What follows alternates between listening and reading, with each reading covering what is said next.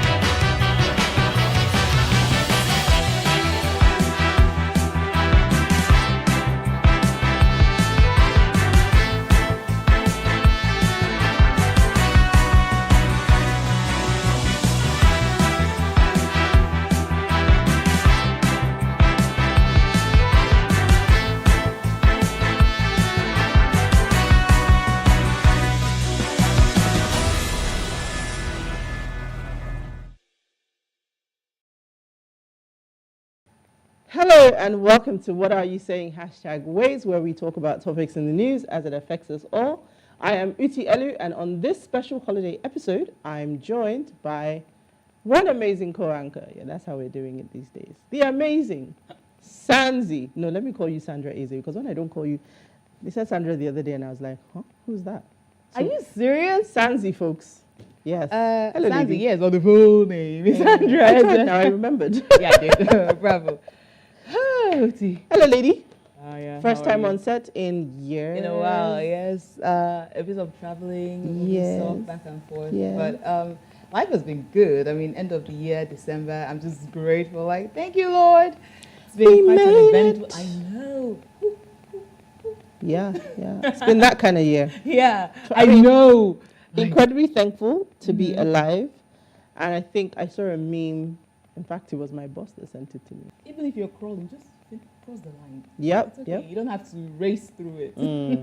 Well, it's certainly great to have you back on set. It's great to have you back in Lagos. I know. I love it. Like, officially back in Lagos, like moving back and forth. Yeah, so. She yanked the carpet out from underneath us and said she was going to Abuja. Oh, no. But, God is a powerful. Are you guys praying me all powerful. So he back heard our prayers, and yes, so it's great to have you back. Yeah, thank you. So let's get into this show.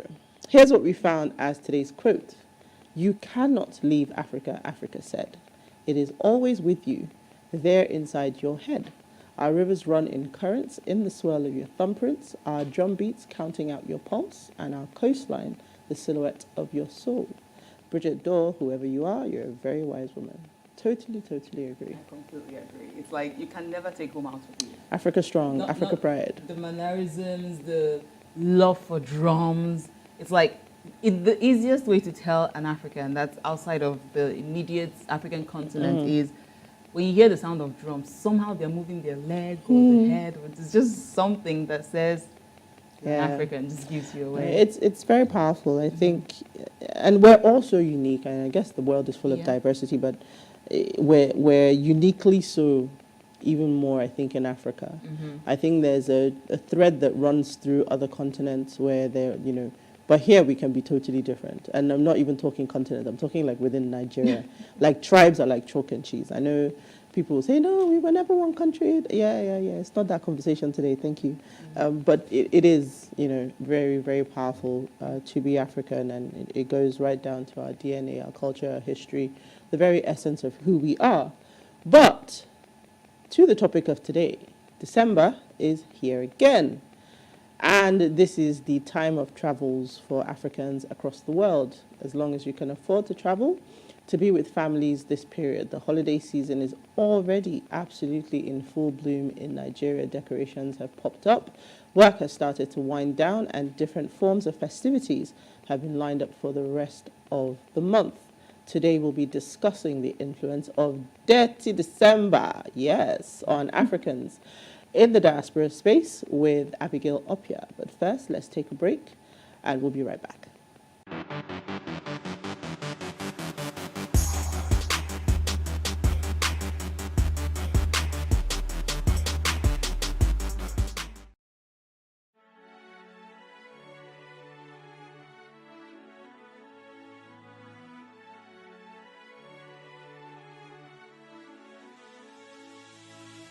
It is engagement we need to have. Those who suffer miscarriages are never taken into account. Members of the National Assembly are also influence peddlers.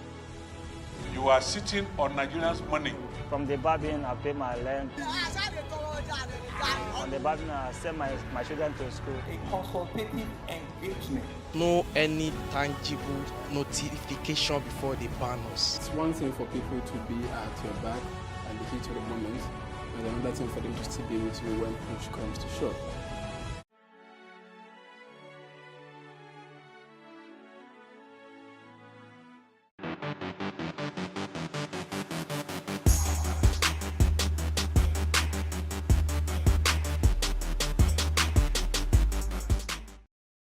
Still watching Ways.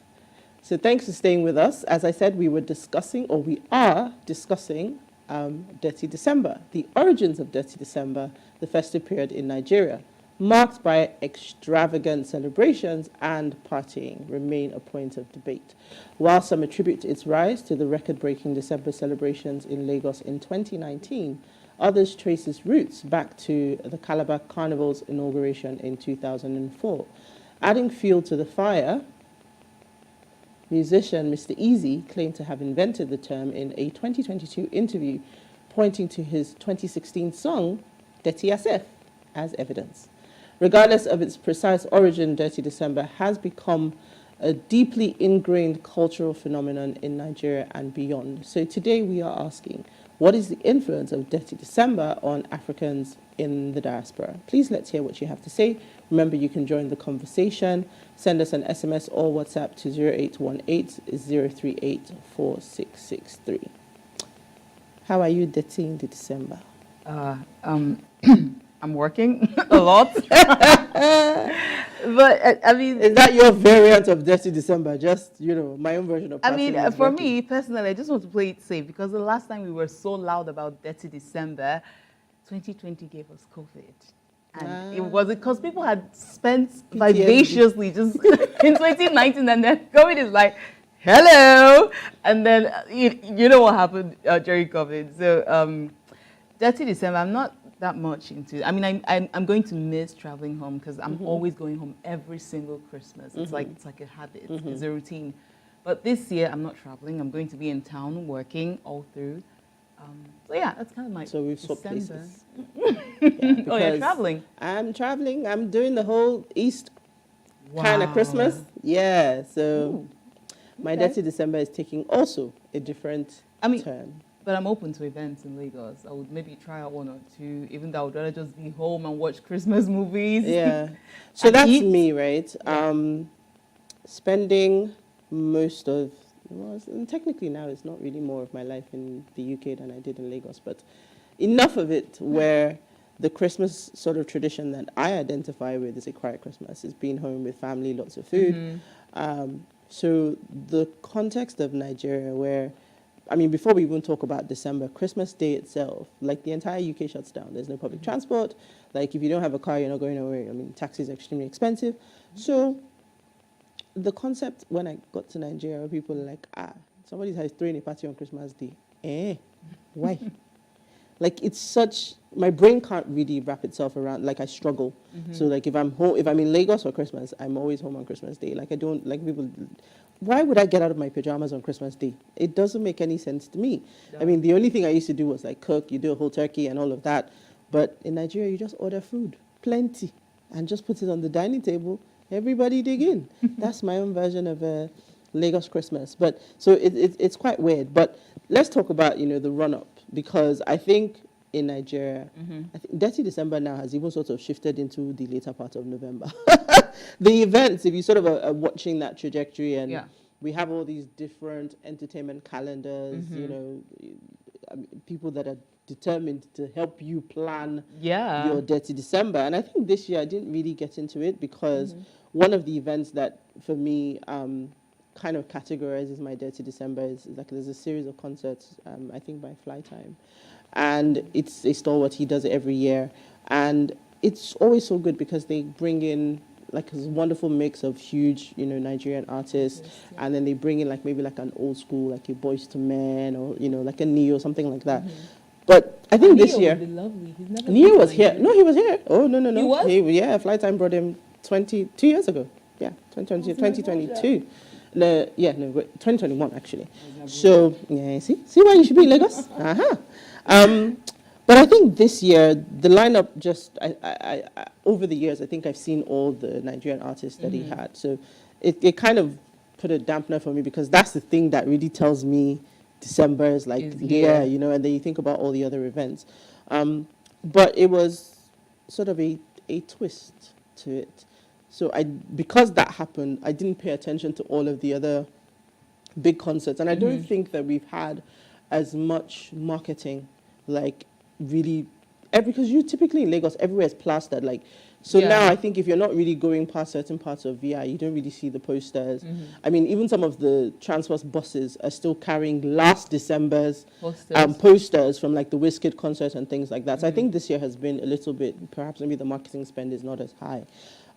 So it's been odd, but then as we're getting closer also to the actual Christmas end of the month, we're now seeing more events, and like I said, I've started to see event calendars.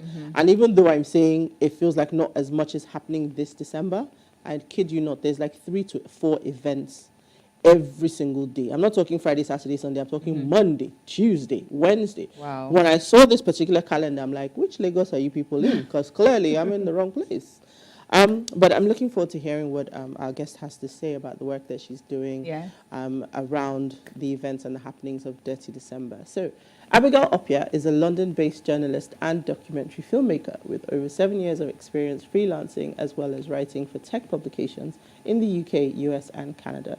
She's currently working on a documentary titled IJGB, Lagos in December, the dirtiest time of the year, which is set to highlight the best bits of Nigeria, her country of origin.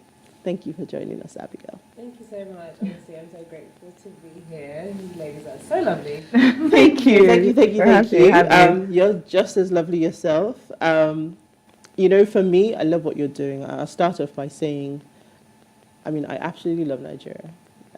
Like you know, London girl, back here. My entire family's still in the UK, thinks I'm nuts for being here, but hey, Lagos is home, and it's so special to me. And given the amount of negativity that is out there in the media, in the world in general, right, whatever medium it is about Nigeria, I'm always ecstatic to see somebody telling positive stories about Nigeria because we need them. We need to sort of paint the right narratives for people to understand that. I think we've come away from, you know, those days when people thought, I mean, when I was at uni, someone asked me if we lived in houses, but, you know, we've come away from that. But we're not still where we need to be, right, when it comes to telling the right stories about Africa and Nigeria in particular. So tell us how this journey began. So obviously you're a journalist, but how did you zoom in on Dirty December? Really long story, but I'll keep it very brief. So in 2020, I came to Nigeria as an adult for the first time without my parents. So it was like free for all, and I came in December. So we, me and my friends decided to do a live podcast just on a whim because we were just like, oh, it's post-COVID. Let's elevate our platform. So we came here, and it was just like I was only here for 7 days. I kid you not, I only booked a 7-day flight, and I was this close to changing my flights. I was like, there's no way that this is the Lagos that my mom had told me about. Like I'd been with my mom in the past, and it wasn't this vibe. It was just mental. And this was the COVID that you were 2020. This was 2020, and I still had a vibe. So I was like, there's no way I'm not going to come back when lockdown and Boris Johnson and all the other people saying we're allowed to come back. So I then came back officially in 2021, sorry. And I did a Dirty December, but it was a brief one. And then 2022 was literally my ultimate Dirty December. And the catalyst for me filming this documentary was because as I was posting, I was just posting like everything I was doing every day. But I did a straight month. So I was the people that came in November because I was like, I want to experience it from the start to the end. And I left in January. And I did not, kid you not, did not have a day where I was in the apartment for more than 20 minutes. Are you serious? Promise you. 5 hours sleep was the max I had for a month. And I remember when I came back, I was really ill, but it was worth it. We were using Bullet, the black Bullet, to sustain us going forward. And I just remember thinking like, you know, this is absolutely fantastic. But it was when I got back to London and the feedback, like people on Instagram were like, where are you? I was like, I'm in Lagos. Nobody could believe I was in Lagos.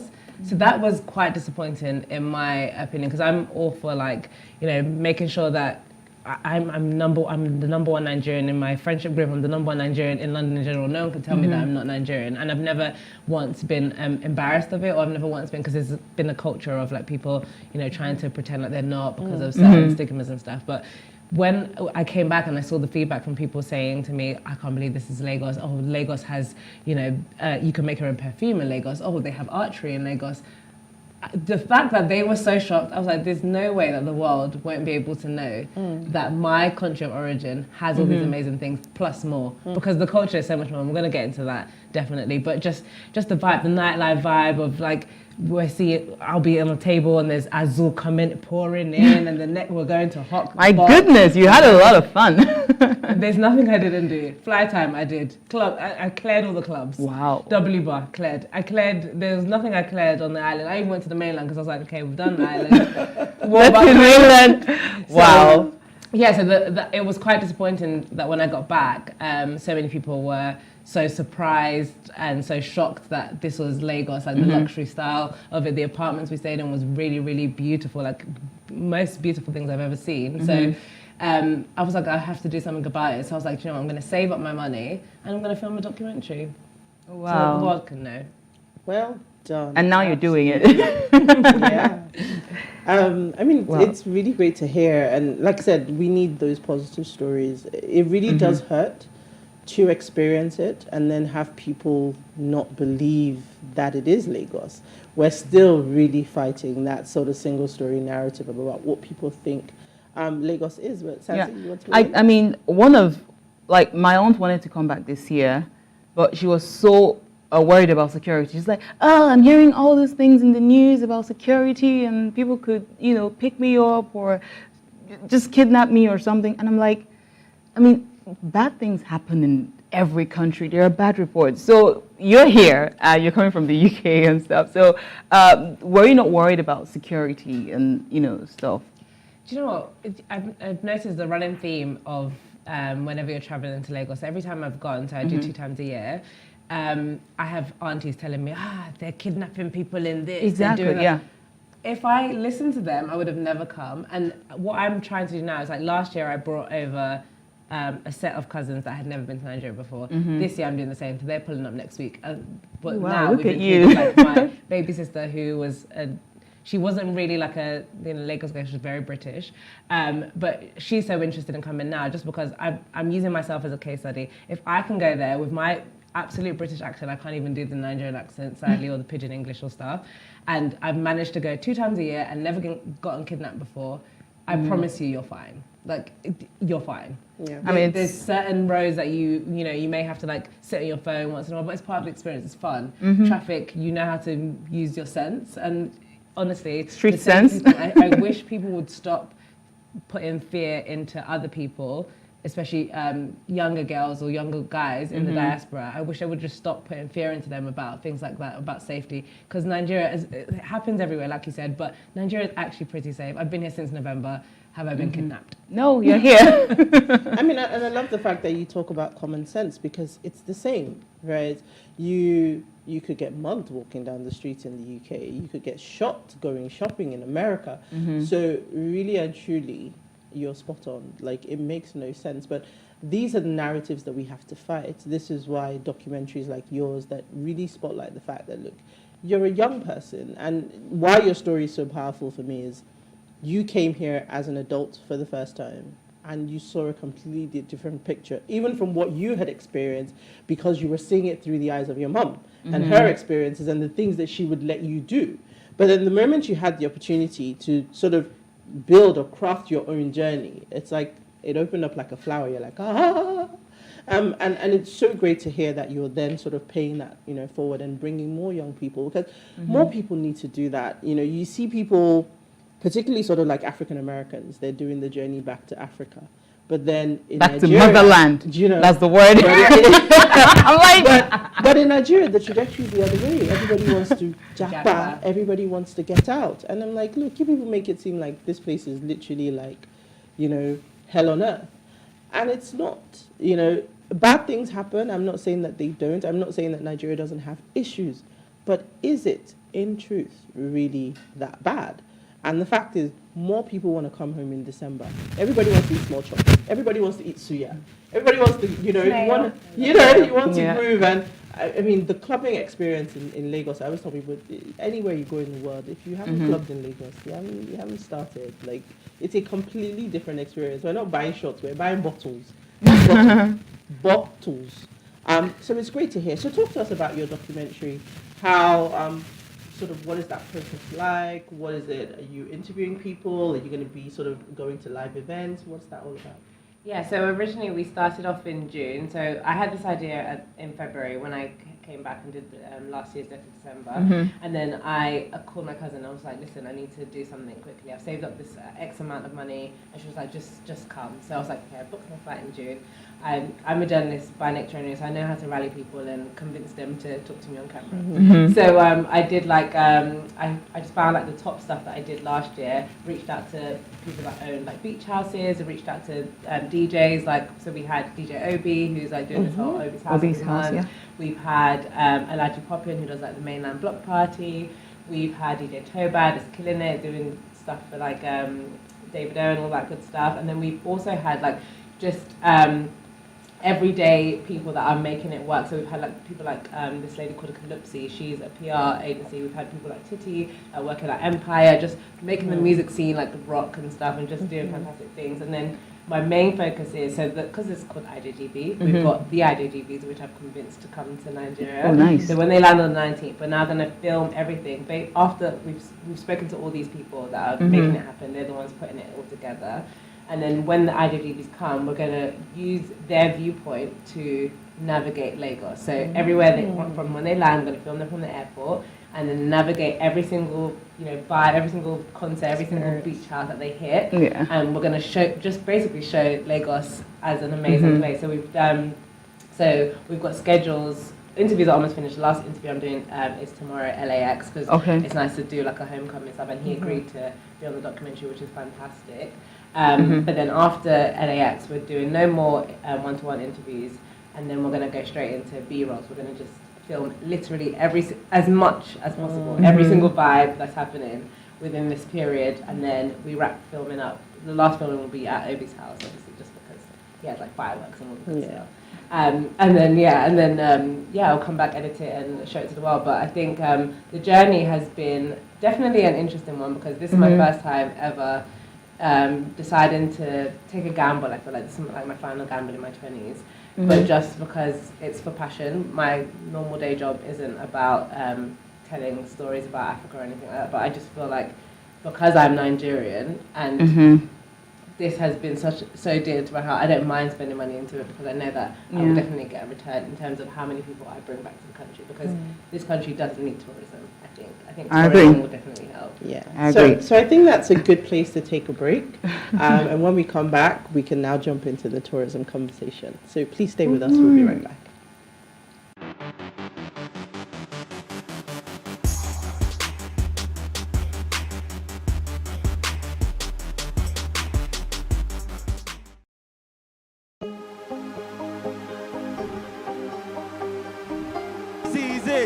For upcoming artists to blow in Nigeria.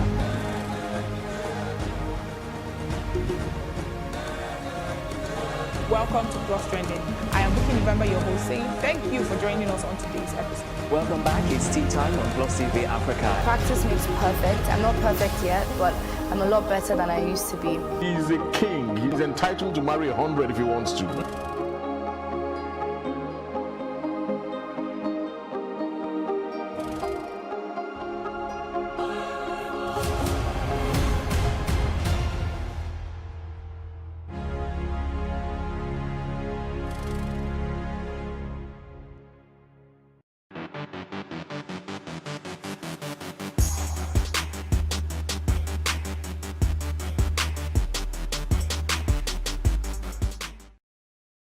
If you're just tuned in, we're discussing the topic, Influence of Dirty December on Africans in the Diaspora.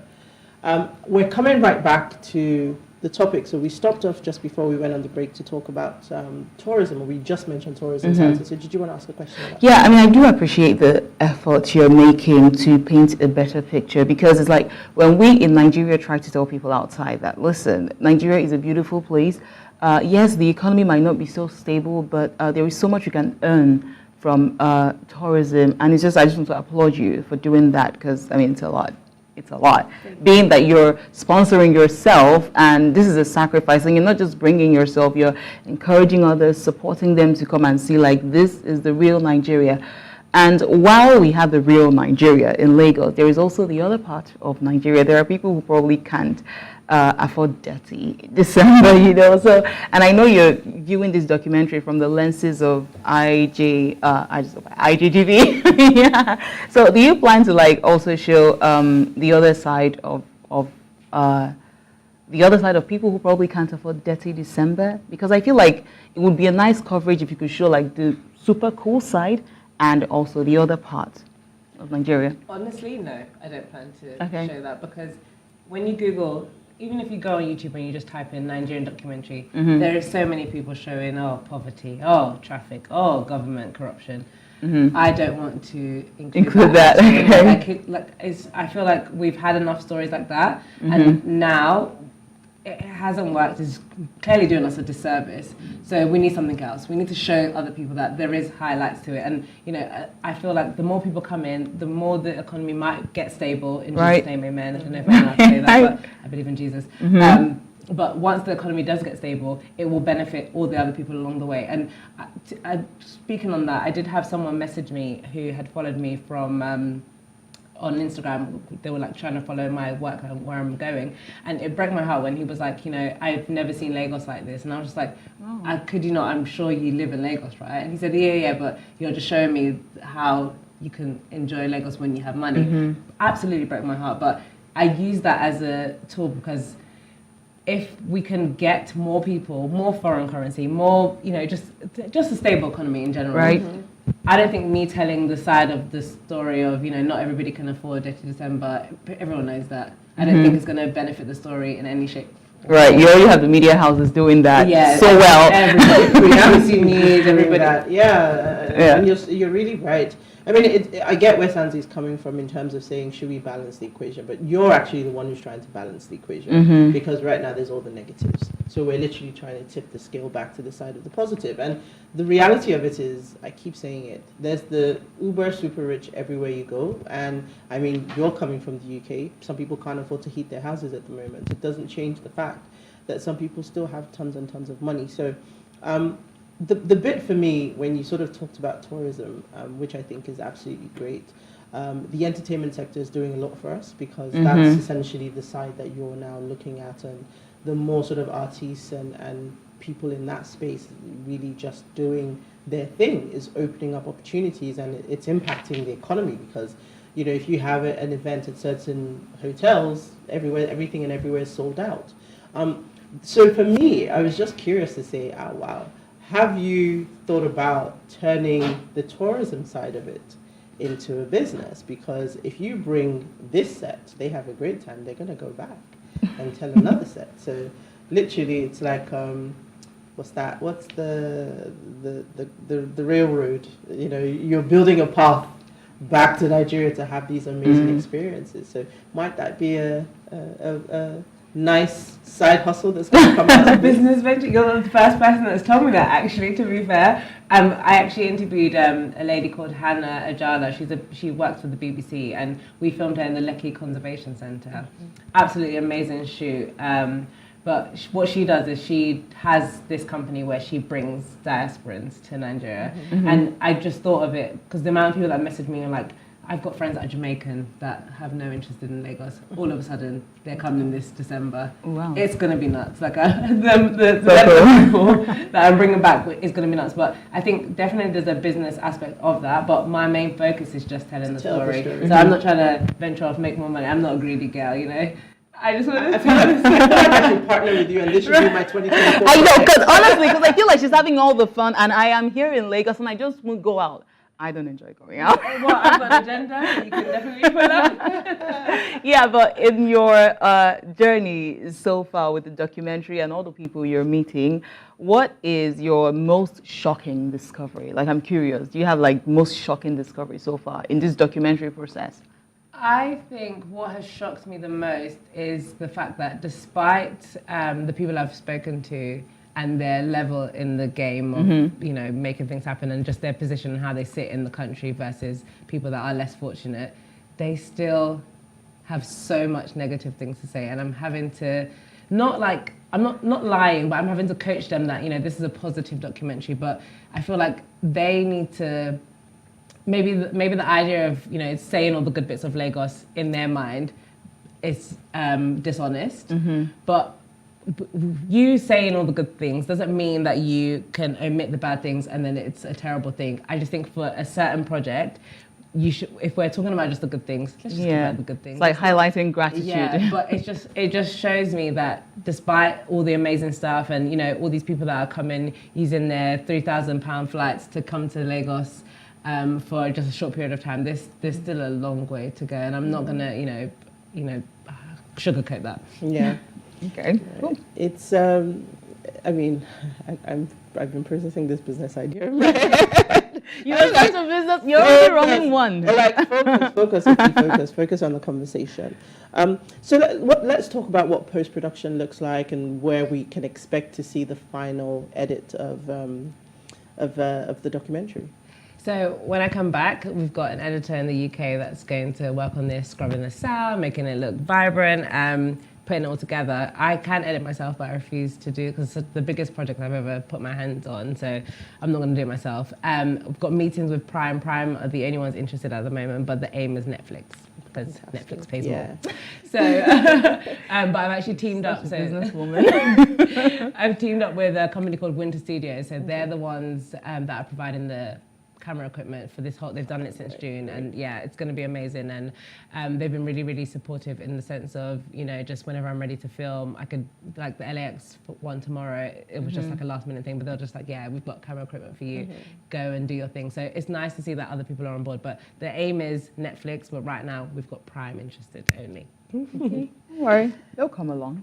I don't think Nigerians are A-list. A-list, that's I don't think that any other, off the top of my head, I can't think of, maybe South Africa, but even that, I don't think that there's any other African country off the top of my head that sort of parties at maybe Dirty's December. Gambia's not maybe bad. Ghana? Well, A little bit? I think Ghanaians are a lot more conservative than Nigerians. But I think you kind of get where I'm going with this, that could you, move this train along and really take that narrative outside of Nigeria, like a travel tourism, and show the sort of whether they have Dirty Decembers or show this kind of positivity in other African countries. I mean, 100% definitely, but my love for Nigeria. I know, we're biased. I'm with you. I won't be, loyalty to motherland. But if I was in Nigeria now, I wouldn't. So I don't know whether I'd be the right person to take this like on an African tour because I would always be comparing it to in Lagos. If it's in Lagos now, my point. If I was doing this in Lagos, like I just don't know if I'll be able to. But I think it's an absolutely fantastic idea. I think the more countries pick up on this, the more countries in the African continent decide to showcase the best of their best. I think that's going to change the absolute narrative. There's so much. We don't even know how important it is to tell our own stories. We don't. I feel like in general we're lacking behind in that sense. So the more we do it, irrespective of who you are, because I can't go home now and film a documentary about December in Britain. There is none. Number one. Number two, I don't count myself as British despite my accent. And I don't want to tell that story, but I'm sure Oyibo people there would love to tell their own story, how they get it down, how they boogie. So good for you guys. However, if we all do it, have a collective thing, you're onto a winner there. Honestly, I'm 2 for 2 right now. Right? I'm waiting for the win. Like, I already can't wait to watch this documentary. Like, just hearing what you're saying and how you sort of like have everything planned out and how you're so passionate about just telling a positive story about Nigeria and just using diversity, because Nigerians can party. Our events were just extravagant, vivacious, and it's just it. Like, the average Nigerian wants to have a wedding, they wait for December. We didn't talk about Owambe. So I thought that was where Santi was going, because I was going to ask you that. We've talked about all the clubs, the events. Owambe. Have you side Inside there. We've covered everything. We have a guy whose name is Eniola John. He does like events, and we spoke to him, and he's getting us into a wedding. We don't know anyone else getting married in December, but he does do weddings. So he's getting us into a wedding so we can showcase the geles, the outfits, the breaking cola nuts, the every single thing. I think what the people want to see is just the color, the vibrancy, the luxury. Because Nigerian weddings, we can get, even if you want a small one, even if you're on a budget. Make it a loud budget. My sister, she got married in 2017 in the UK, but she did like the typical Nigerian wedding. She had 2 days across 2 weeks. She had 3,000 people come to her wedding. 3,000. She doesn't even know 3,000 people. You don't need to. Just invite family, and then your mom calls her friends, and then her friends call you. You should come to this wedding, and then she calls a sister and a brother, and then so it's just welcome. So yeah, the plan is to literally show everything: the best of the best, the tourism side, the party side, the Owambe side, the beach house side, the things for like people that don't like to party, what they can do there, the fun fair side, Food. We've got it covered. Food. We spoke to Opeyemi, who was discussing the best places to eat. Listen, there's nothing we haven't covered. It's been a long run, but if you feel like there's anything else I should add in, I'm here till January. But you're on way, so you've caught it. Like I think you pretty much covered everything. Like fashion, food, parties, nightlife, all of it. I think she has it pretty much covered. And she has ways too now, so she's completely. Yeah, interviews too. So, wow. I appreciate it, honestly. Wow. I can't wait to watch I think that, I mean, if your IJGBs, there's also like the beauty experience of getting their braids done. I'm sure when they come in, they want to get the their braids IJGB done. braid with the curl at the end. end. Yes, and they want to do all of that stuff. So probably, want to put part of the beauty industry in there, because that's also a big thing for us. Lagos people like to look good. Yes, always. It's a thing for us. And there's quite a bit in that industry as well. But I mean, we've had such a fantastic conversation. Now that we sort of understand what the door that you've opened up, are there other, because this is very much your perspective, this is very much the UK IJGB. I'm wondering if there are other sort of doors open. I know you talked about collaboration with the people who are helping you in the studio and all of that. What other kinds of collaborations do you see now that you've sort of been coming back here for a few years and you're now taking on this project that could potentially open doors to tell other positive stories about Nigeria? I think this one's being one, because I remember speaking to the producer here, and she was like, she has a story about, she wants to work on another story about other sides of like the traditional things that happen in Lagos, Nigeria, sorry. And I was like, yeah, that works. But I feel like in general, there is room to collaborate across the board. So government, they need to speak up a bit more, I think, in terms of every single person I've interviewed has not said the government in one of the questions that they've asked, even though we tried to stay away from it. Now we need to go and reach out to the government, because it would be biased if we didn't. Right. I think collaborations between like music and tech and just everything in general, just to make things mesh a bit more infrastructure-wise, we can collaborate on that in terms of, making sure that we have certain things in place. The new airport that, we've gotten dished out and stuff, we need to do more. We need to make more of a hoopla. We need to shout more about it, because we deserve to shout more about it. And I don't want to hear things about, maintenance. If we collaborate well with other, bodies, we wouldn't even have to complain about, but can we maintain it? Yes, we can, but collaboration is key. So let's weave a thread of positivity, and that's really, really good. Yeah. I think the government in Lagos State is should be commended. I think I agree. in terms of what they're doing for entertainment and that's your world. So yeah, that is my world, and yeah, there's a reason everybody wants to run to Lagos, because Lagos is like one of the major states that are just working so hard to meet up with the requirements in the global village of what an ideal developed society should be. You know, so yes, Lagos State government is doing a great job. I like Lagos. I hate the traffic, but I love Lagos. So yeah, absolutely. Yeah. But yeah, so I think that we've your IJGBs who are coming home. What kinds of things have they shared with you in terms of? I mean, of course, they've lived lives vicariously through your experiences so far. Are there any things in particular that have stood out for them that they can't wait to experience? Are they looking for to wives or husbands? Or yeah, that I look into this camera. Listen, ladies that are coming from the UK, America, don't come here and be like, oh, I'm going to find myself an African king. Rubbish. Please hold your money so that you can ball out and be a boss woman by yourself. It's not that deep. You don't have to come here and look for a man to listen.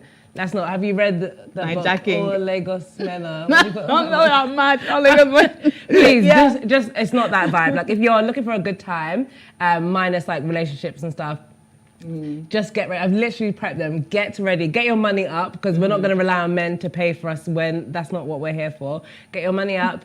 Look, they're looking forward to the beach houses the most, the whole jet ski thing, and they're looking forward to. We found out that you can snorkel here underwater. They're looking forward to that. Snorkel, yeah, there's a whole snorkel thing that they can do from Landmark Beach onwards and stuff. I'm sure it's Landmark Beach. I'll double check. Wow. But yeah, Soul Beach. Yeah, Soul Beach. Yeah. So, but yeah, there's like so many different aspects that they're looking forward to. That if you was to go to like the Maldives or whatever, you're paying an arm and a leg, but you're coming to Lagos, it's cheaper. They're looking forward to lashes. Lashes here, so much more affordable. They use human hair. It's wonderful. I bleached my teeth before I came here. Like. Literally, they're looking forward to all the little aspects that I'm showing them, like all the beauty, the ivy drips, all the like nice stuff. That's for the ladies anyway. My cousins that are males that are coming over, they're looking forward to just like being ballers. Obviously, the currency.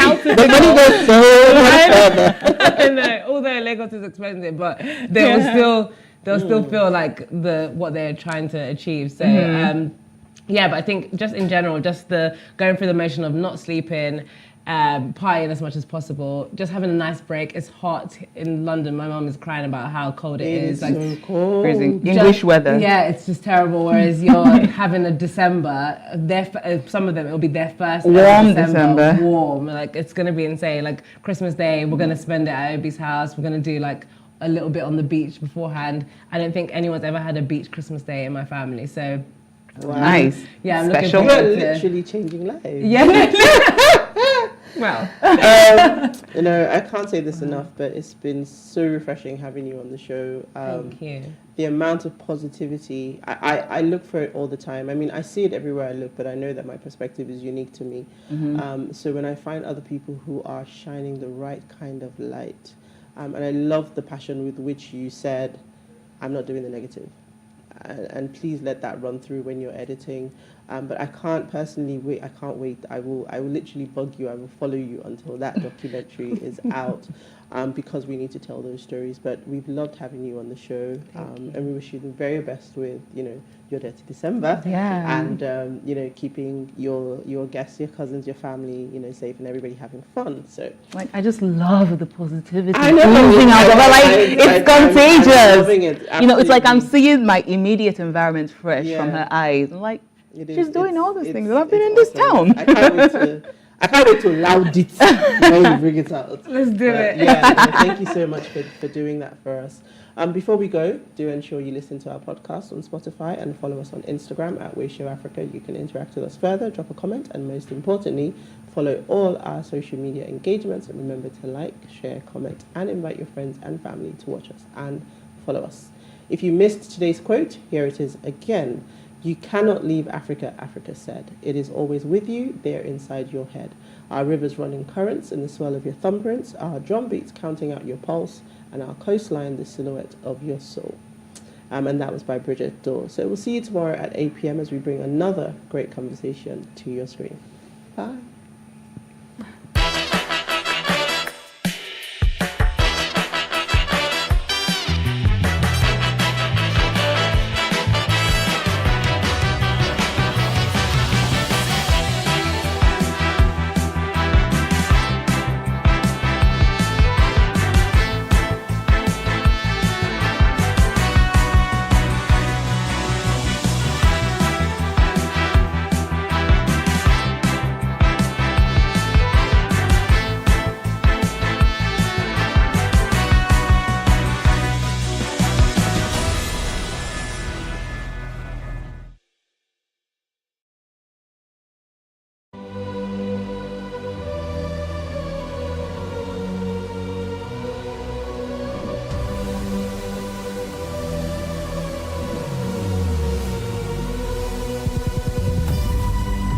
What we do not understand, we will stigmatize.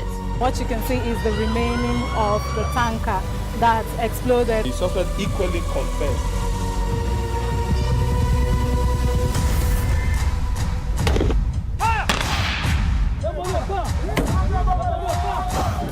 A 500 naira they collect am. If you no talk, dem go beat you. Na 2,500 they pay.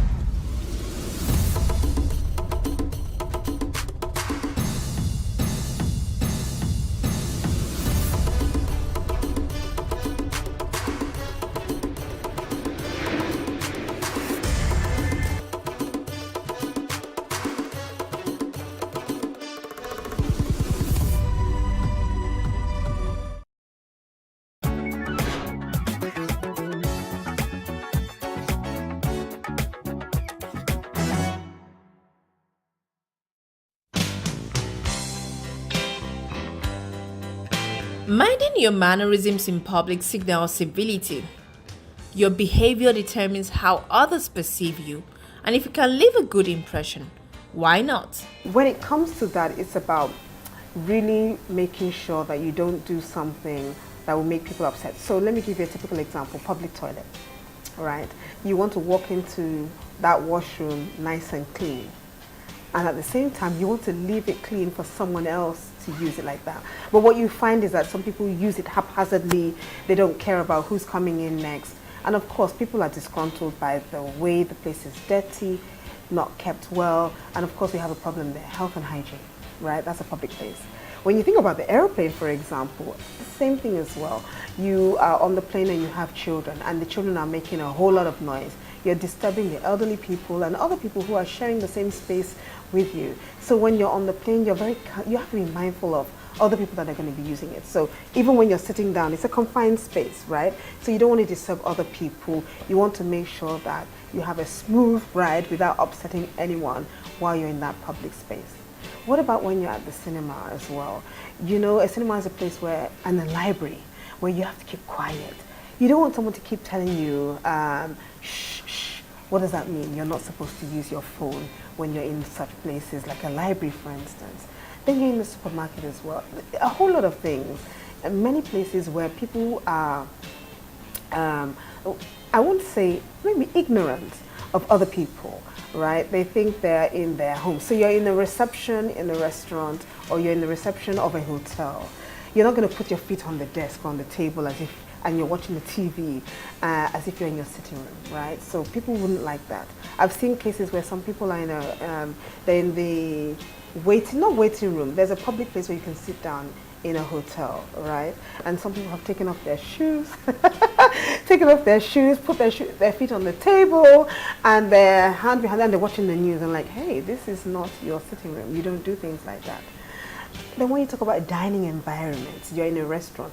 I have literally seen people, and I've done videos on it as well, where they've given you a napkin, it's for your hands. Wipe your hands down, because you're about to eat. Then guess what happens? You see them using the same napkin to wipe their face, to wipe their hair. I've seen them do this. I'm like, oh, this is not the bathroom. So it's really about perception and how you want people to see you when you're in a public place. When in the public, it is important to be courteous and respectful of others. You might not always know the rules, but if you make a genuine effort to be considerate of others with the intent not to disturb them, the conscious effort would show. For me, I would love to see an environment where when we see something that is not right, we correct. I've done that severally, and I'm brave enough to do that. And most times when I finish speaking to the person says sorry, because maybe at the time they were doing it, they didn't realize how bad it was and the consequences to another person. But most times you find that they are truly sorry because it just didn't come down to that. The rules of behavior when we're in public vary from culture to culture. If you've ever been to Singapore and you're in a public train or any public environment, you're not allowed to chew chewing gum. And they made it a law. And so now people are very conscious. Don't chew chewing gum, you get fined, you can be imprisoned.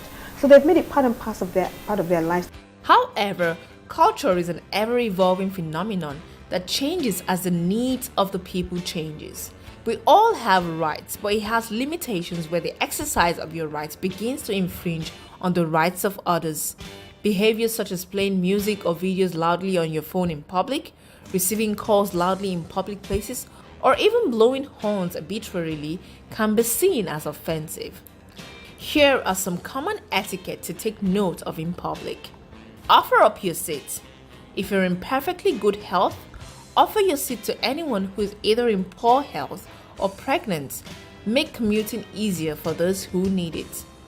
Let the waiter come to you. Never yell or wave your hand at a waiter while dining. Make their job easier by being patient or politely get their attention when they pass by. Know your audience. Be aware of who's around before engaging in hot topics. Respecting people's sensibilities is the proper way to behave. Make sure to tip. Tipping is essential for certain employees to make a decent income. Make sure to leave a tip as a token of your gratitude whenever possible. Even services you might not think of, like a haircut or dog grooming. Say excuse me. It's the polite thing to do when you bump into someone. Even if you're not really the one to blame, why not just avoid conflict and brush off the situation? Use a coaster. Spilling isn't the only way to make a mess with your cold beverage. Say please and thank you, especially to those closest to you. Smile at the cashier, the bank teller, the security man, your co-worker, even if he or she doesn't smile back. Hold the door for the person behind you, and if someone holds the door for you, remember to say thank you. Step outside to answer your phone calls. Sometimes you have to take an important call. It is important to step outside to take your call because it's not fun to hear your conversation when we're trapped behind you in a line. Give people a pass. Cranky salesperson, nasty driver, you have no idea what's going on with that person right now. You don't have to reward ugly behavior with your own nastiness, which only perpetuates the cycle. Look at the person who's speaking to you. It is polite to listen to people who are talking to you and not just type away on your smartphone. Let someone go in front of you in line. Cough or sneeze into your elbow. Put your smartphone away during meals. Be on time. Ask before posting. Not everyone wants to be all over social media and you're not a reporter, so stop spreading the news. Keep the noise down at work. Silence the ringer on your phone. Speak quietly and turn the sound down on your dinging emails so it's not bugging everyone you work with. Wash your hands after using the bathroom. Park your shopping cart on the side of the aisle. Ask permission to use someone's first name. Clean up after yourself, at home, at work, at a friend's house. Ask before bringing a guest. Don't assume they're automatically invited no matter how well you know your host or hostess. Stay at home when you're sick. Reach out to people who are grieving. Don't pretend nothing happened. If you don't know what to do or say, you can simply say you're sorry. Let people get off the elevator first before you get on. The same rules apply to trains and buses. Silence your smartphone at the movies and stop crinkling that candy wrapper so loudly while you're at it. Help someone who's clearly struggling. The next time you see someone straining to reach something on the highest shelf at the grocery store, help him or her out. Skip controversial or nosy topics at parties. Politics, religion, or asking when they are getting pregnant or how much weight they lost. Those topics are sensitive and should be off the table. When you enter a room, greet everyone. Return calls. If someone takes the time to leave you a voicemail, take the time to call him or her back. Use an earphone or headphone in public while scrolling through social media.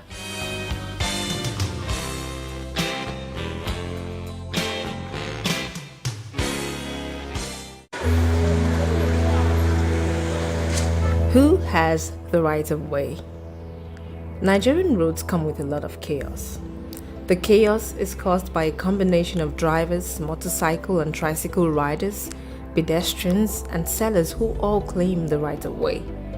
The chain of right of way holders in Nigeria is hierarchical, and car and motor drivers are at the top of the chain with pedestrians at the bottom. Car or motor drivers believe that they always have the right of way regardless, and motorcycle and tricycle riders don't even have any regard for who has the right of way. For fear of accidents and their lives, pedestrians have learned to cower. When a collision occurs, the question of who has the right of way is on the lip of all concerned as they try to figure out who is guilty. The law doesn't grant anyone the right of way, but you yield it to other road users under these circumstances.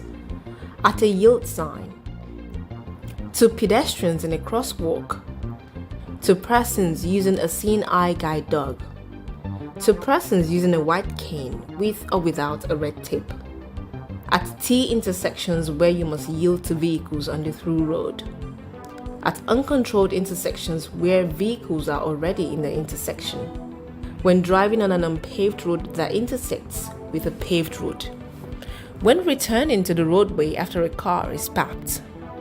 Pedestrians must always be yielded the right of way at intersections and crosswalks. Treat bicycles as motor vehicles.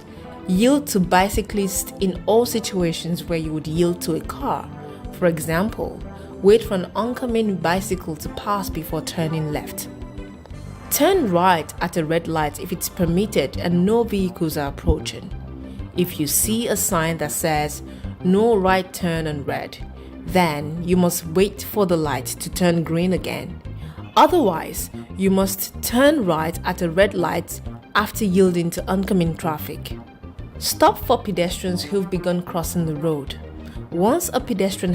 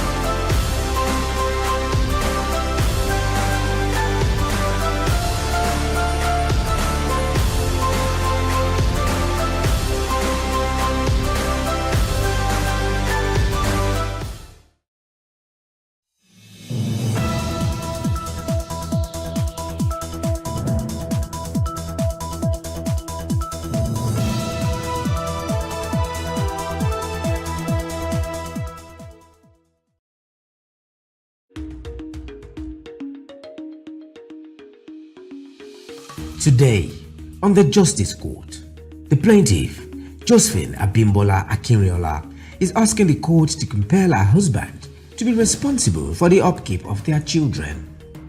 Previously on the Justice Court. I met Ayola during my service here as a youth corper. When was that? That was in 2005. Because I'm an SS patient, I usually get very, I'm always very careful before going into any relationship. So at that time I was going to 26 years. So then later I gave in to his request. I have never had in my life where somebody will give birth and from the hospital will move straight to her parents' house. I said, I have never had that. And I said, if you move from this place to your parents' house, I will not come after you. I don't know. It means you are married to your parents. To water down the allegation that I abandoned my kids. I don't want to take care of them. I love children. I love kids. I could say this is the receipt for the school fees. Yes, ma'am. For Yes, Day College that you paid. And for the records, I don't have 9 kids. I don't have 9 children. Okay. I have 4. That I know of. I don't know whether. So you have just one more after the 3 from her. No. I have just one more. I have 4 after the 1 from her. So making 7 in all. No, making 5. How many does she have for you? The twins. I don't believe the twins are mine. You don't believe the twins? I don't believe the twins are mine. All right. So I've been asking her, give me the opportunity to do a DNA test on them. I love kids. Why won't I want to support my kid? When you told me yourself that you had an affair with a lecturer. So we're going to get clarification on that issue very soon. Yes. That one will be straightforward. No problem. Okay. So now, for Jaidesola, right now, you're going to give him the school contacts. Yes, ma'am. So, Ayo, you deal with the school directly, pertaining to the school. I don't have issues with that. So absolutely not. So for Jaidesola, you pay the school fees directly. No problem. That's one. Then 2, you have to be giving upkeep for Jaidesola. She took everything in the house. She left only 1 chair. Everything in my house. I didn't mention. I was coming to that. Everything. She would attest to it. I'm sure she won't lie about this, including my certificates. Now, when I called her, she said she has burnt it. When Jaidesola comes tomorrow, kindly inquire. When Jaidesola comes, I ask, what did she do with all my certificates and all my personal effects? She said she didn't burn them, that she left them out in the open and rain and spoiled all of them. Now, this is my point. If I absconded and I left her with her children, how come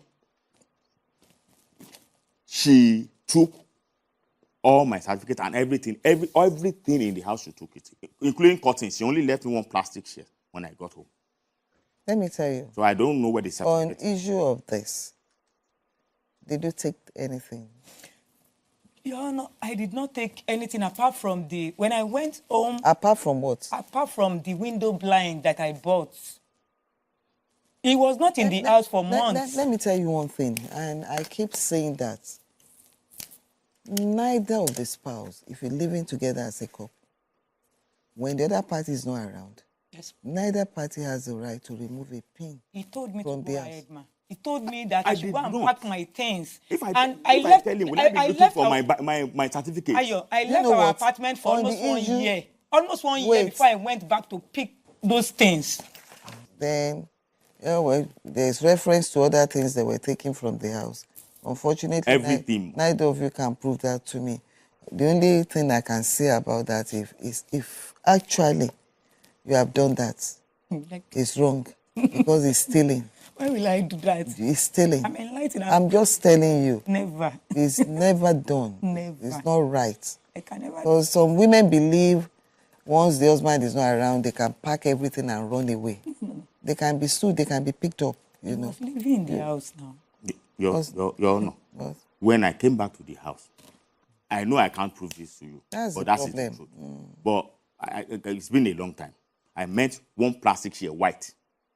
That was what I met in the house. And I didn't take it. When I left the house, I did not take the plastic chair. I left it. It was what I used to hold the landlord. I locked the door with it there, that he should come and settle with me because he was owing me money. Okay, no problem. So we're coming back to Jadesola. So upkeep for Jadesola. How much are you proposing? I don't want to just come in. I want to give you room to come up with something reasonable. Okay. Then we do the DNA on the twins now. I'll get that. For Jadesola, currently now, I think I should be able to afford between 18 to 20,000 because I don't have a job currently now. I lost my job on Friday. You place it on 20 now. All I want to tell you, this is your daughter, and I'm very sure you want her to turn out well. Yes, absolutely. The two of you, how to co-parent and raise her properly. You have to be able to push aside all these your differences when it comes to raising the children of the marriage. Quite a few irreconcilable differences between the plaintiff and the defendant.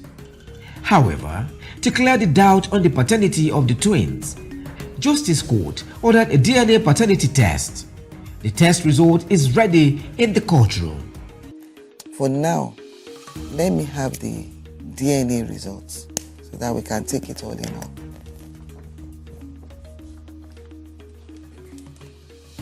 Your Honor. Step forward. These are the DNA results for DNA paternity test on the alleged father and the set of twins.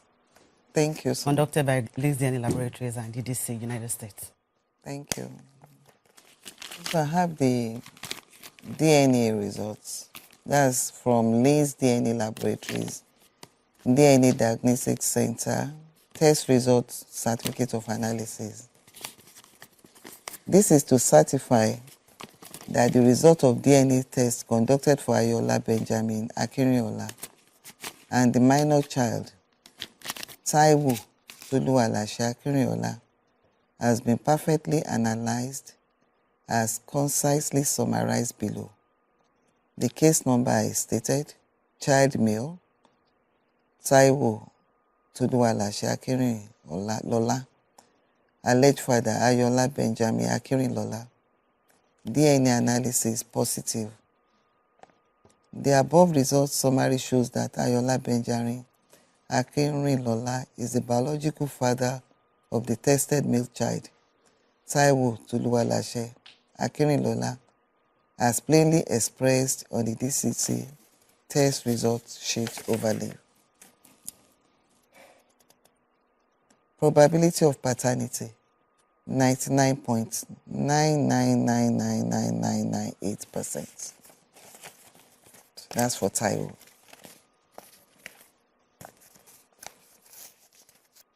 The male child, Kehinde Oluwatobiloba Akinriola, DNA analysis positive. The above results summary shows that Ayola Benjamin Akinriola is the biological father of the tested male child, Kehinde Oluwatobiloba Akinriola, as plainly expressed on the DDC test result sheet overlay. Probability of paternity, 99.999999997%. So how do you feel about this? Well, I feel cleared. And like I said, I love kids. I do things for other kids that are not mine. I am happy now that my number of my kids are not 5, but 7. How many are they now? Are now 7. 7 children. Yes. Okay. So, and I'm also saying that I will do absolutely everything possible, not just taking care of their needs, which I will gladly do. You'll be a responsible father. Yes, be a father figure in their life, but stay far away from their grandmother. That's as long as you did not marry their grandmother, and right now you are not living together either. Yes. So I don't know why you have to bring in grandmother at this stage. Okay. The reason is because I'm not interested in that. I'm guiding you and I'm telling you. The earlier you focus on your children. Do you understand me? Because I could see that when you talk about irreconcilable differences, so many have sprung up in your relationship. And to even crown it, you've moved on with another woman, right? What kind of marriage did you conduct initially? The traditional marriage and the registry. And the registry marriage? Yes. Because I don't think you know the implication of that. You have to tidy that up. Do you understand? Yes. Your number. I'm listening. Sometimes, some years back, because I didn't want to bring this up, but at this point, like I said, I am happy now. I have more kids. That one is absolutely. So now you have more kids. We'll take this from her. The children are with her. 10 years They're old. with their grandmother. Not. No. Whether with the grandmother or with her, they go to school wherever they are. So it's not where they stay. I keep telling you, whether grandmother, grandfather, you are living apart right now. The children goes to school. So, same thing. Direct payment to the school. The same thing that applied to the applicable. But now we have the twins and the upkeep for the twins now. Because now there are 3 children. I can say authoritatively that I will take care of the school fees of the whole 3 kids. I will, no matter what, I will make sure I get that one done. That's good. But like I said, just this Friday I lost my job, and that one. So, like, how long do you want me to give you for us to have a review on the upkeep of the children? Well, I'm doing absolutely everything possible to make sure I land another job. Now I have my certificate. You know, the reality is they have to feed. Yeah, I know. They've been feeding. They'll keep on feeding. 11. And some others, you know the way it is when you have children. Other expenses that will come up. Yes. So I can't just leave that in vacuum for everything to be on her. More so, she had another claim that I didn't bother to go into. And that's talking about all the past expenses. I can see your face, but you've been doing I have a job. He said he doesn't have a job either for now. So what happens? He has a job. How do you prove that to me? He's working at Food Co. We can go to LinkedIn. He said on Friday. He lied. Let me see a copy of your letter for pass it to him. Ayo is lying. Everything. Okay, just putting it on. Yes. And I've been out of job for over 6 years. My parents have been the ones supporting me and my colleagues at work because my company, the one that has been, they've been supporting me. 11 good years. Look at it, man. Let me have a proof. No other man. You know what? Let me have a proof that is working. I'll tell you one thing, right? If you can prove this is what he does for a living, this is how much he earns. But right now, let him prove that he has lost his job.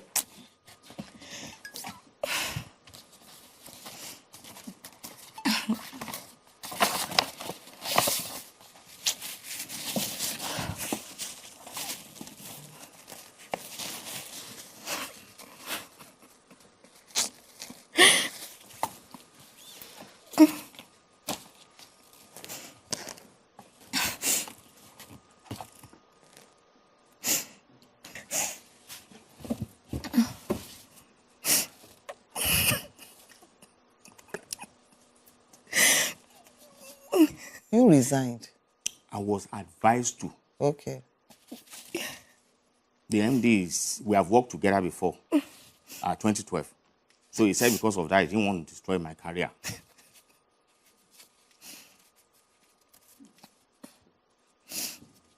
We asked you to resign. Yes. 3 days ago.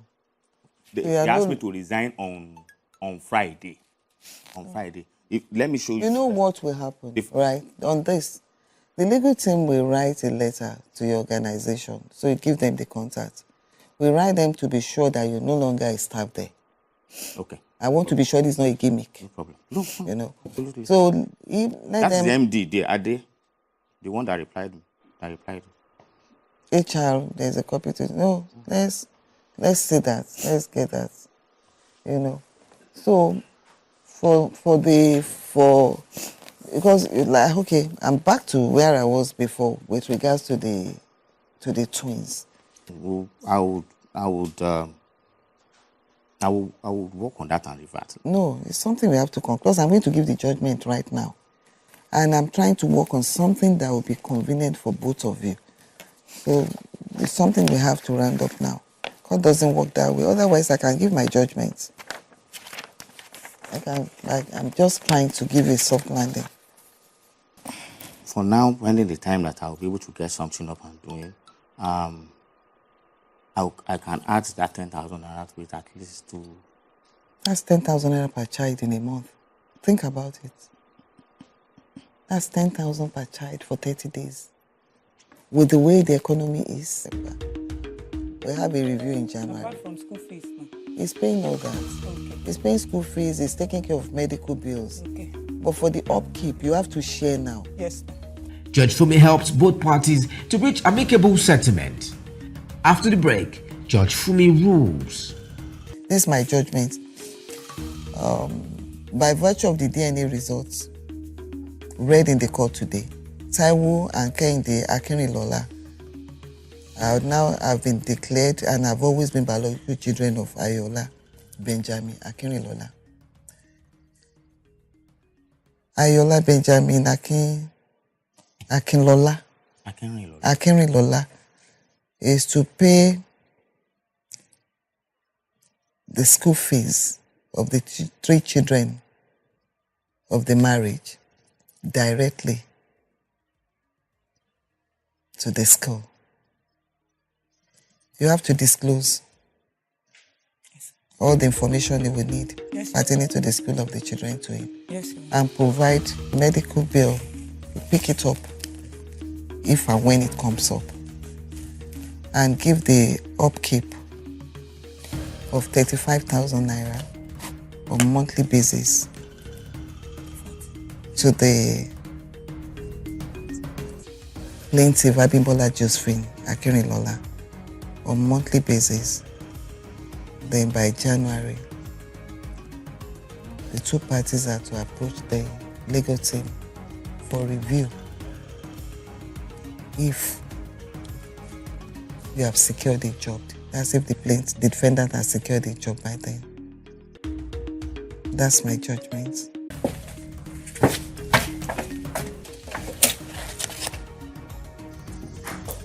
Thank you.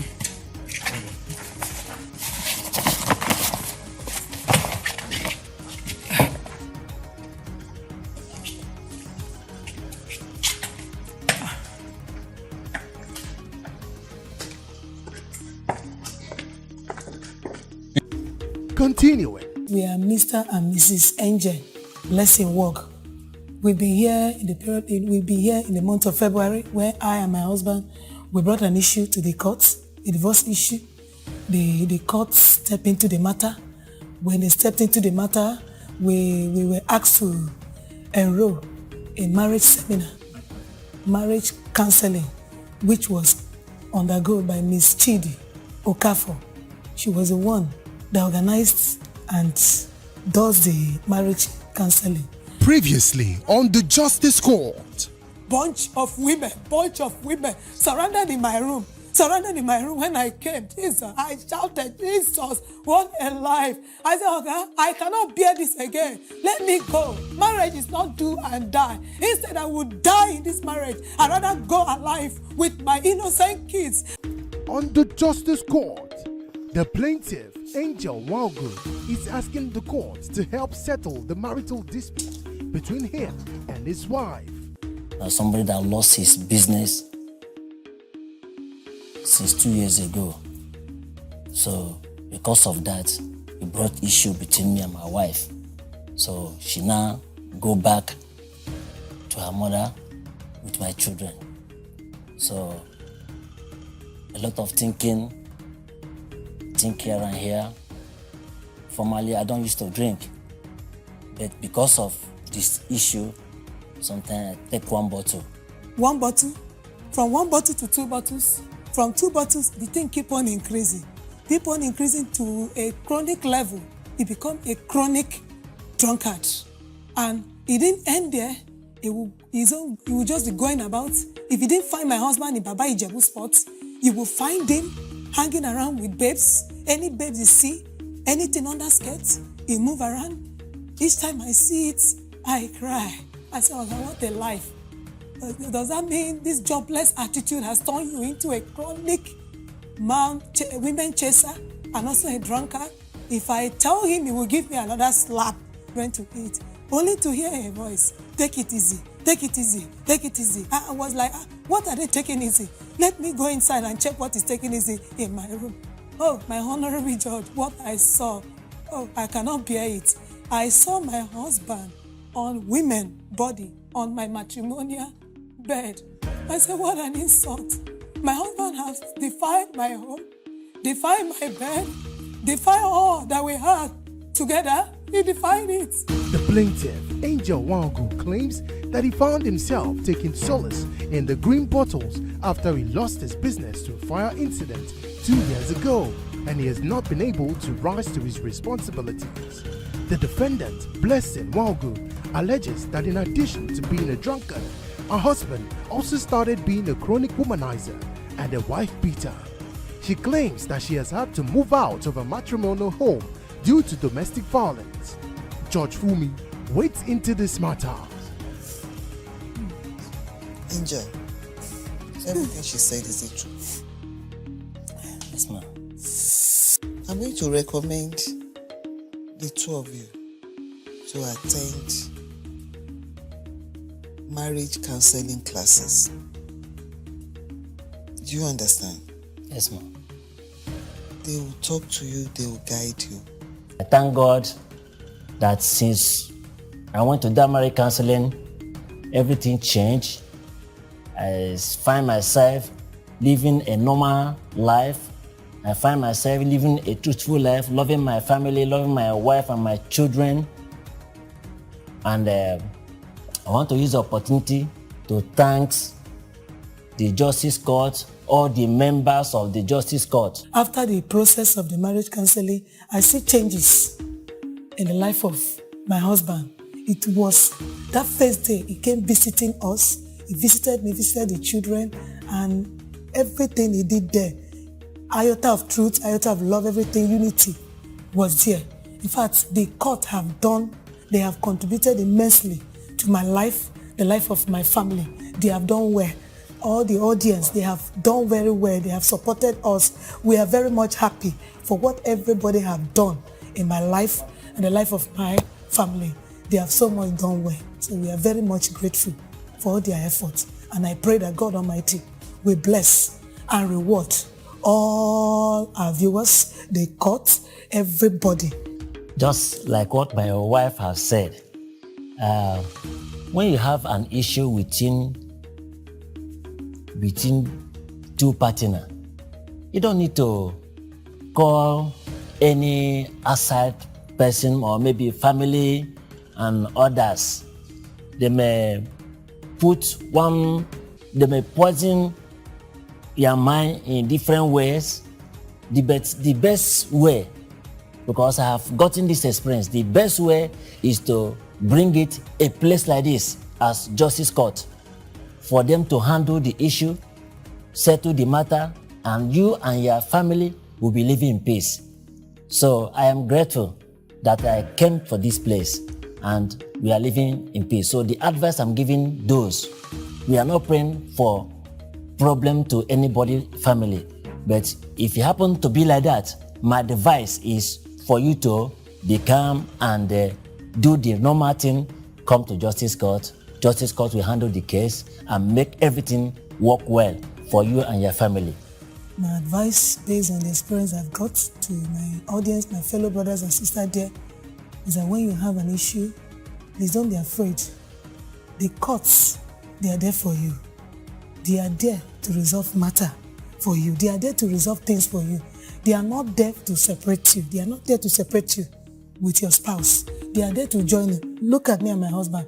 We were once separated, but now we are together. It was the efforts of the court that made us to be together today. If not for the court, by now, he would have been on his own. Me, I will be on my own. So what I see there is the courts are your friends. If your baby daddy is denying paternity of the child to avoid upkeep, or you suspect misattributed paternity situations, submit your case online at www.thejusticescourt.com for a prompt resolution of the matter.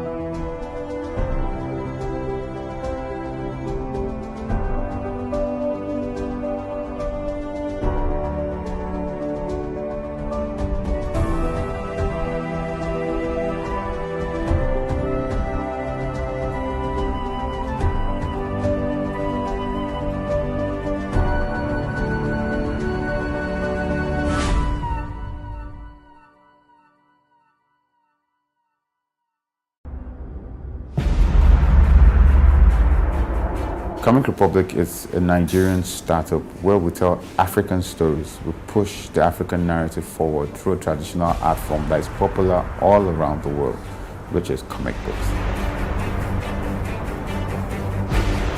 We kind of write stories that everybody can find a bit of themselves somewhere in there. You know, when you read our books, you will always be able to find one book that you are able to connect with, even if you are not an African. It's not just for Africans alone, but it's the African narrative. That's really what we do. We take the process of telling our stories, you know, making our comic books engaging. We do it professionally and we take it as a business. We're growing bigger every day. You know, we try to make sure that all of our comics, all of our content has a positive message underlying them, even apart from all the action, all the punching, and all the superheroics. Right now we have close to 48,000 downloads per comic book. We get between 5,000 to 7,000 unique visitors every week. Nigerians have been really excited to see people in Nigeria creating heroes from Nigerians, telling Nigerians that we can be everything we need to be if we only try. The comic business actually has a wide range. One of the major things that actually helps us to move forward here is the fact that we are more than just a team, we are a family. And family is everything. We understand ourselves, we know what we're meant to do when we're meant to do, and we get them done. The first and foremost vision for Comic Republic is to take control of the African narrative. Who are the biggest superheroes you know today? You're looking at Spider-Man, Captain America, and Superman. If you look at the colors of their uniform, they're all the colors of the American flag. If you look at where those people come from, they come from America. This is a way that a country has, from generation to generation, you know, programmed their people to believe that they are strong and they are efficient. We want to do the same with Comic Republic. That's what we want to do at Comic Republic. That's our vision. And until we're number one at that in the world, we're not going to stop.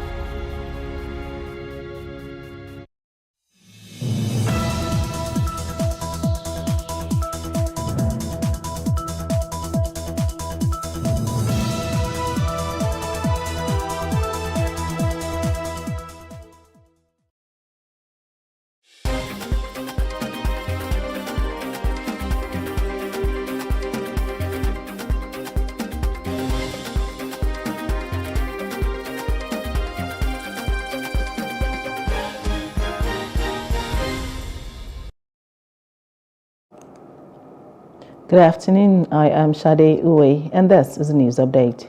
The political crisis in Rivers State may have ceased as parties reached a truce on Monday. This followed after about 3 hours of talks at the Aso Rock Villa, Abuja, between President Bola Tinubu, Rivers Governor Siminalayi Fubara, his deputy, a former governor of the state, Peter Odili, and the Minister of the Federal Capital Territory, Nyesom Wike, and other stakeholders. The FCT Minister, Wike, who was acclaimed to be instrumental in the emergence of Fubara and other elected officers in the last general elections, arrived at the State House at about 7 p.m. and was ushered into the President's office where the meeting was held. Also present at the meeting was the Vice President, Kashim Shettima, the National Security Advisor, Nuhu Rubadu, and the President's Chief of Staff, Femi Gbajabiamila, I beg your pardon. According to an 8-point resolution signed at the end of the meeting on Monday night, the President directed that all lawsuits instituted in the courts by Fubara and his team regarding the political crisis in Rivers State be withdrawn immediately. The resolution was signed by Fubara, his deputy Odu, Wike Vabadu, factional speaker of the Rivers State Assembly, Martin Amayawole, chairman of the People's Democratic Party in Rivers State, Aaron Chukwemeka, and his All Progressives Congress to the full House. Also, the directive read that all impeachment proceedings initiated by the Rivers Assembly against Fubara should be dropped immediately. President Bola Tinubu has warned the board of the Nigerian National Petroleum Company Limited, NNPCL, that non-performance will not be tolerated. The president, who inaugurated the board of the NNPCL at the State House on Monday, also warned that conduct suggesting a sense of entitlement will not be tolerated. The members of cabinet and your good self should sit as a team and look at what can we do differently. There's so many ways to skin a cat. What can we do differently to bring up profitability, production, high level, and good governance, which is the key performance indicator. It is all in your hands. I will work with you in every way possible, but there could be sudden dissolution of the board too if no performance indicator is exceptional. President Bola Tinubu says his administration will always uphold media freedom and respect opinions, whether they are adversarial or complementary to his government. The president made this pledge on Monday in Abuja during a meeting with members of the Newspaper Proprietors Association of Nigeria.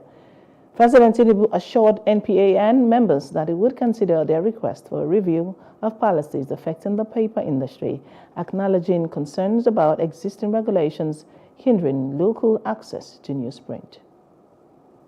Distinguished gentlemen of the publishing and non-publishing members who are present here, I thank all of you for what you've done for this country so far. I'm grateful to many of you. Without you, I will not be standing here as president.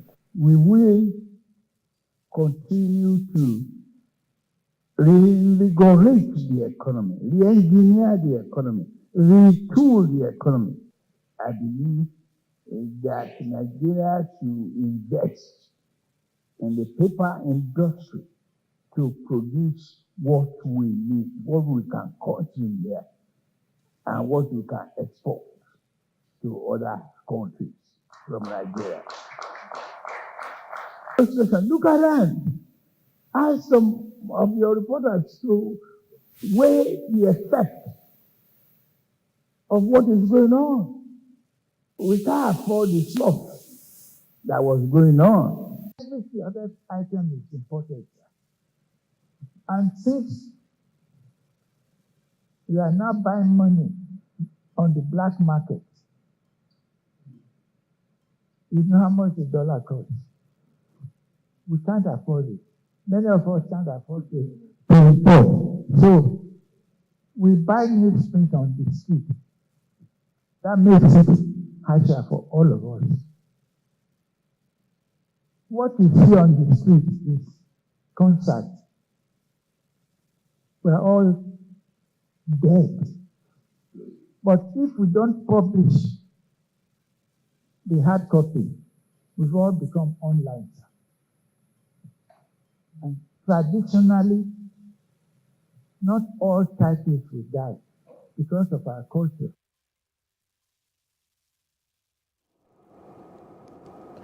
The Independent National Electoral Commission has mandated all political parties to hold and conclude all valid primaries ahead of the forthcoming by-elections likely to be held in February 2024. National Chairman of the Independent National Electoral Commission, Professor Mahmoud Yakubu, gave the directive on Monday during an extraordinary consultative meeting with the leadership of all the parties at the Commission's headquarters in Abuja. Petition Appeal Tribunal have ordered the Commission to conduct rerun elections in 34 constituencies, made up of 1 senatorial district, 11 federal constituencies, and 22 state assembly constituencies. However, the 34 constituencies constitute 2.8% of the 1,191 petitions filed by litigants. Significantly, out of the 34 rerun elections, it is only in 3 cases that the Commission has ordered to conduct elections in the entire constituencies. I want to assure you that at the end of all the litigations, including the governorship elections pending on appeal at the Supreme Court, the Commission will present a comprehensive analysis of the petitions, including cases where the Commission was ordered to issue certificates of return to other candidates and the reasons for the decisions by the court as part of the lessons learned from the 2023 general election. The Supreme Court on Tuesday, December 19, reserved judgment in 2 appeals filed by Gbadebo Rhodes Vivour, candidate of the Labour Party, and his counterpart in the People's Democratic Party, Azeez Adediran, against the election of Lagos State Governor Babajide Sanwo-Olu. The appeals by Rhodes Vivour and Adeniran are against the earlier judgments of the Court of Appeal in Lagos, which affirmed the 2 decisions of the Election Tribunal which dismissed their petition, challenging Sanwo-Olu's victory in the last governorship election. A 5-member panel of the Supreme Court, presided over by Justice John Okoro, told the parties that they would be informed when the judgments are ready. The Speaker on the House of Representatives, Tajuddin Abbas, has said the 2024 budget will be passed on Saturday, December 30, 2023. He said this as the House resumed plenary on Tuesday, December 19th. This was as he passed the message from the Committee on Appropriation to various committees of the House that they must conclude and submit their reports of the budget defense by agencies of government by 8 p.m. today, 19th December 2023. The Speaker said other budget-related activities like compilation, processing, and harmonization will take place in between. The Chief of Defense Staff, General Christopher Musa, says the investigation over the Kaduna accidental military airstrike is ongoing, assuring that culprits will be punished. 85 people died in the accidental airstrike in the Gabi Council area of the state some weeks back, with scores injured. Nigeria's armed forces often rely on airstrikes in their battle against bandit militias in the northwest and northeast of the country, where jihadists have been fighting for more than a decade. The Economic and Financial Crimes Commission, EFCC, has confirmed the detention of a former Minister of State for Power, Olu Agunloye, days after he was declared wanted. A source in the anti-graft agency told the press that Agunloye has been detained since 13th of December 2023. The EFCC had about a week ago declared Agunloye wanted over an alleged $6 billion fraud related to the controversial Mambila hydropower project. Agunloye was a minister under President Olusegun Obasanjo's government from 1999 to 2003. He has been at the center of the controversy about the Mambila project. Now moving on to other parts of Africa. President Cyril Ramaphosa of South Africa has strongly condemned the ongoing crisis in Gaza, describing it as a genocidal onslaught and slaughter of the people of Palestine. In a press statement, he drew parallels between the struggles faced by Palestinians and those experienced by South Africans during their own tumultuous history. In response to the dire circumstances, President Ramaphosa called for an immediate ceasefire. He emphasized the urgency of halting what he perceives as a genocidal onslaught, expressing the collective responsibility to prevent further suffering. 14 people were killed and 178 others injured after a powerful explosion and fire at the main fuel depot in Guinea rocked the center of the capital, Conakry, thereby causing substantial damage and bringing the city to a standstill. Schools were closed and workers told to stay at home as thick black smoke filled the sky. Residents fled the area where the blast occurred, images on social networks showed. The incident happened at around midnight at the State Oil Company's main depot in the Kalim district of Conakry, near the port. And news from outside Africa. Rescuers in remote villages of northwest China are digging through the rubble of collapsed homes after the country's deadliest earthquake in years killed at least 126 people and injured hundreds more. The shallow tremor just before midnight had caused the deaths of at least 113 people and injured more than 530 in impoverished Gansu province as of Tuesday afternoon. A further 13 have died, 182 were injured, and 20 were missing in Haideng in neighboring Kinga province.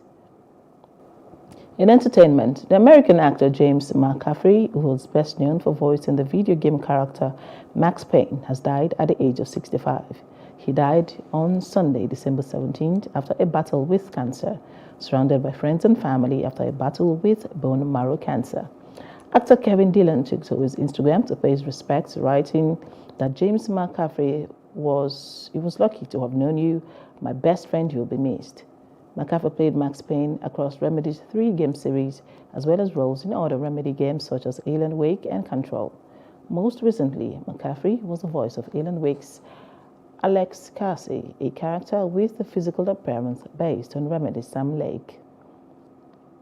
Now moving on to sports. Manchester City have been fined £120,000 by the Football Association after their players surrounded the match official during the dramatic 3-3 draw against Tottenham Hotspur in the Premier League earlier this month. Several City players surrounded referee Simon Hooper late in the game on December 3rd after he stopped the play when Jack Grealish was through on goal for a foul on Erling Haaland in the build-up, having previously waved play on. And that's the news update. For more stories, please follow us on Facebook, X, and Instagram, and do subscribe to our YouTube channel at Plus TV Africa and Plus TV Africa Lifestyle. You can also view us from Limex on limex.tv and Glow TV apps anywhere in the world. I am Shade Uwe. Many thanks for watching.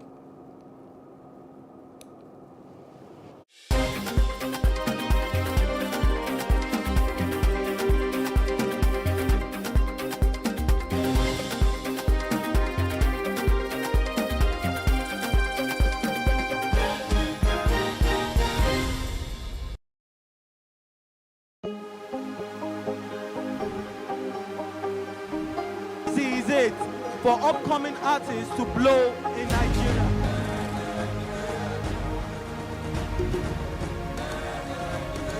Welcome to Plus Trending. I am Bookie November, your host, saying thank you for joining us on today's episode. Welcome back. It's tea time on Plus TV Africa. Practice makes perfect. I'm not perfect yet, but I'm a lot better than I used to be. He's a king. He's entitled to marry 100 if he wants to.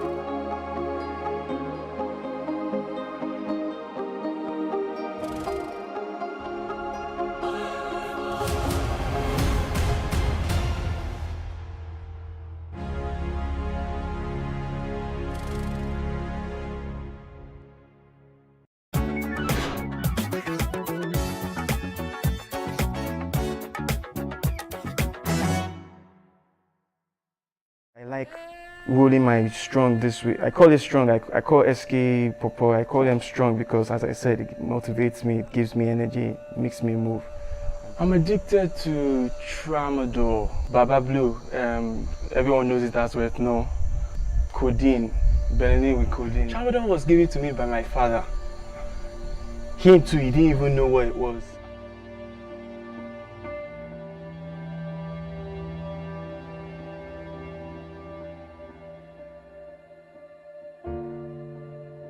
My name is Tunde Smith. I'm a drug addict, and well, I'm here to tell you my story about drugs.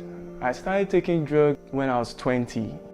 I was this kind of child then that I was always trapped in my house. My dad didn't always allow me to go out, and my mom didn't always allow me to